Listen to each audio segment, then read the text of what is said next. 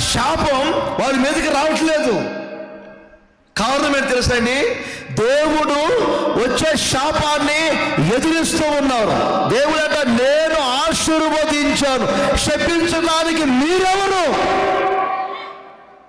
నేను ఆశీర్వదిస్తే, నేను సమాధానాన్ని ఇస్తే, నేను ఆరోగ్యాన్ని ఇచ్చాను, నేను ఈ కుటుంబం బాగుండాలని చెప్పాను. ఎదిరించడానికి మీరెవరు? ఆ ఆశీర్వాదాన్ని ఎదిరించడానికి ఎవరికి శక్తి చాలదు. నీ మీద ఏ రోగము ఏలుబడి చేయదు యేసు నామములో. ఆమేన్. ఇంకోసారి గట్టిగాను. ఎందుకు భయపడుతున్నారు? కొన్నిసార్లు ఆయన పరాక్రమమును ఎదిరించుటకు ఏ రోగానికి, ఏ దరిద్రతకు, ఏ పాపానికి, ఏ దుర్గుణాలకు చేత కాదు, శక్తి చాలదు.